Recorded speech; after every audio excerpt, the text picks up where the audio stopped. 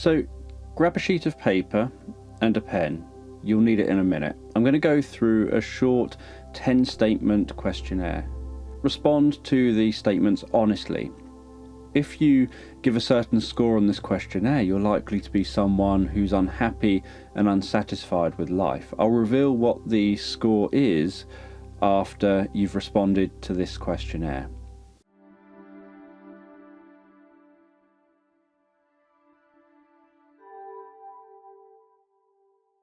After I run through the questionnaire, I'll talk about what it uncovers, what it reveals about happiness and life satisfaction, and what, if you currently feel unhappy and unsatisfied with life, you can do to increase happiness and life satisfaction.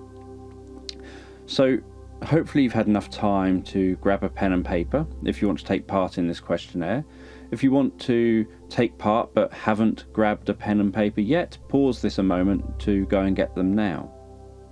Okay, so in Professor Richard Wiseman's book, 59 Seconds, Think a Little, Change a Lot, he shares a 10-question questionnaire which can uncover whether you're likely to be happy, unhappy, satisfied or unsatisfied with life.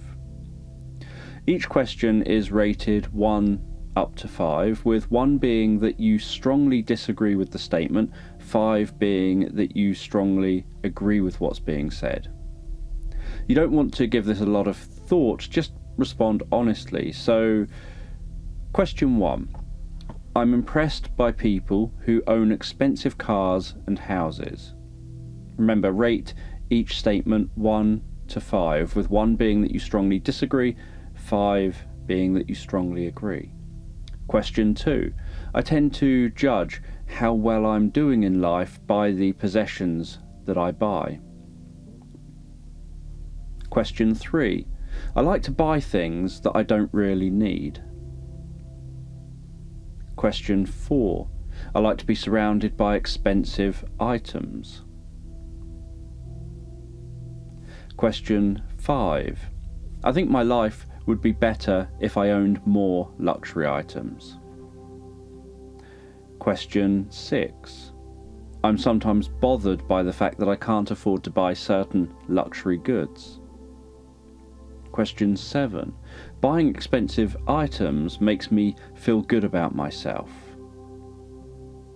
Question 8. I seem to put more emphasis on material things than most of my friends and family. Question 9. I'm prepared to pay significantly more money for branded items. And finally, question 10. I enjoy owning items that others find impressive.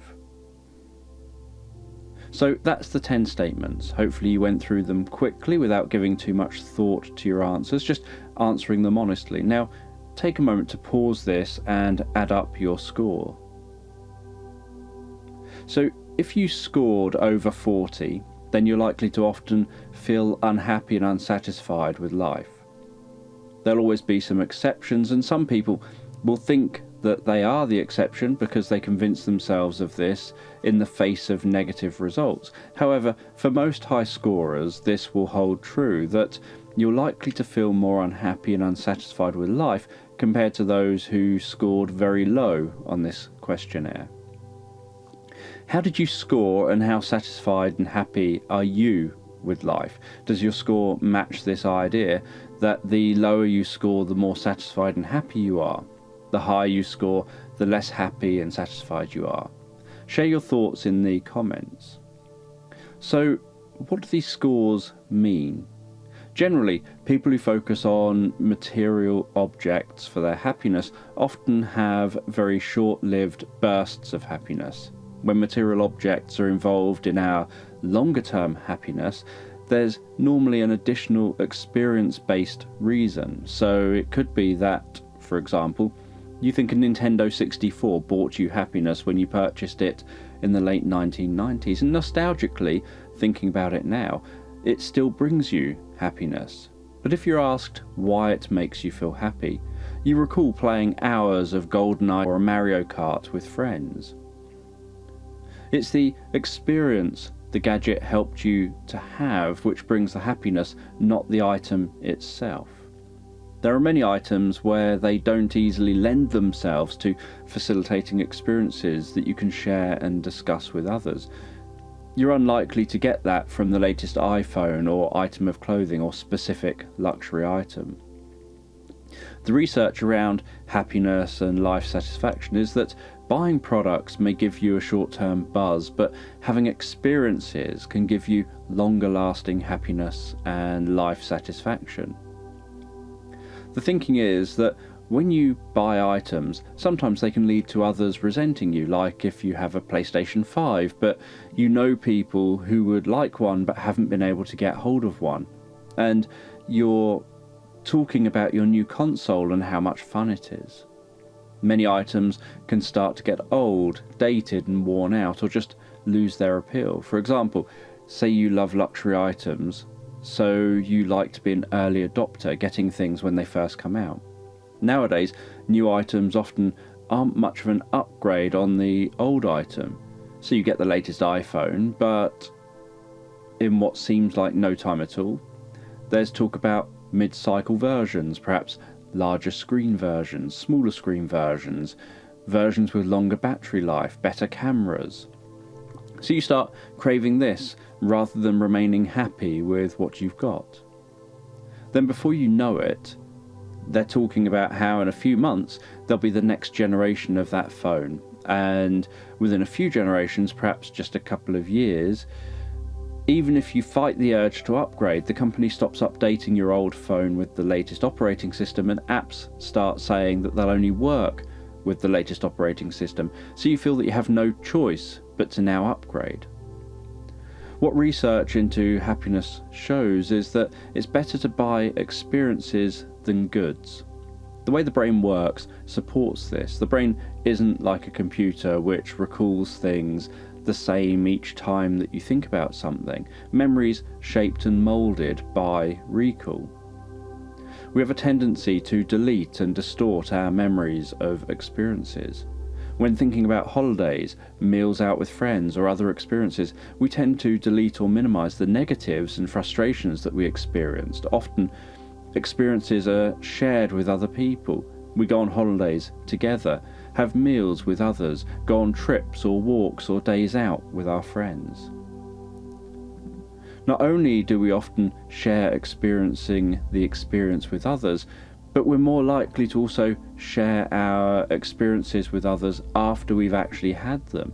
We'll create a narrative about the experience, which we share, turning that experience into a story.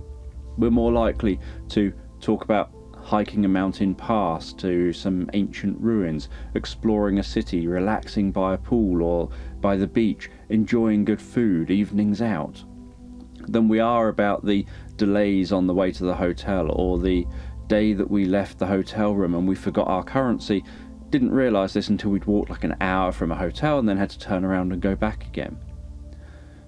We're most likely to remember the positives of the experience and to share the positives rather than focusing on all the negatives.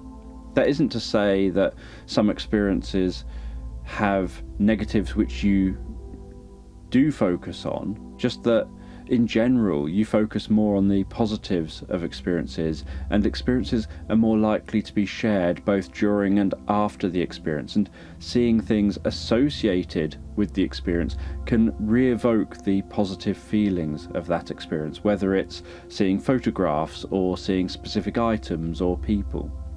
So years later, you may get a notification on a social media site like Facebook, for example, saying on this day 11 years ago you posted this. It may show photographs that you shared 11 years earlier about a holiday that you were on, and as you look through those photographs, you feel happy, they make you smile as you reminisce. Experiences don't have to cost anything. It could be going for a walk in the woods or along a beach. Something which is associated with increasing happiness is socialising.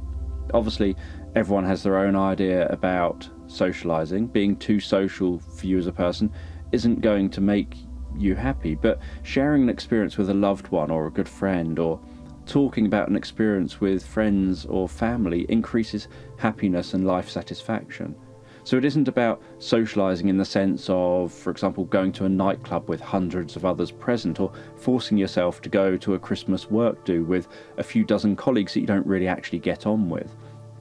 It's just about having that connection with others who you like, who are perhaps important to you in your life, or who share in your interest in some way.